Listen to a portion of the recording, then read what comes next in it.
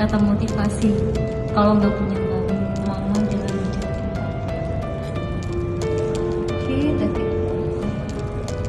Sosok korban penganiayaan anak pegawai pajak Mario Dandi, David Ozora di sekolahnya terungkap. Sebagai seorang siswa, ternyata David Ozora kerap membuat target akademis untuk memacu semangatnya belajar. Hal itu diungkapkan kuasa hukum David, Melissa Anggraini, yang hadiri buka puasa serta doa bersama untuk kesembuhan David Ozora di SMA Pengudi Luhur. Sebagai bentuk penghormatan terhadap David yang sudah lebih dari sebulan berjuang sembuh dari cedera syaraf otak, para siswa SMA Pengudi Luhur menempelkan sticky notes yang pernah ditulis David saat awal masuk sekolah. Dalam sticky notes itu terlihat bagaimana sosok David selama menjadi pelajar SMA.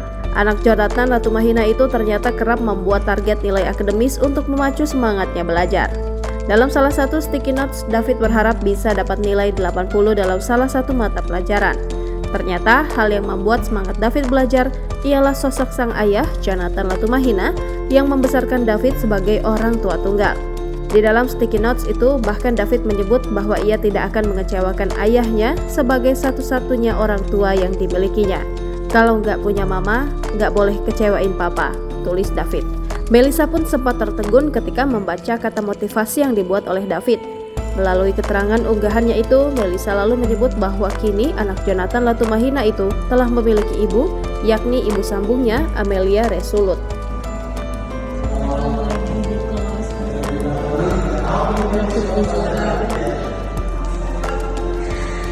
Di tempat David biasanya sekolah. Dan ini adalah tulisan tertulis di sini yang menyebutkan apa saja quotes-nya, apa saja hal-hal yang dimiliki. Dan ini style David Ozora. Hal yang ingin ditingkatkan, nilai, semangat, lebih sering, lebih serius belajar, target nilai rata-rata 80.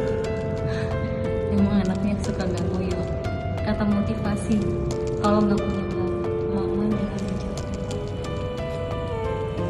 Oke, David. Jangan lupa subscribe, share, komen, dan like ya.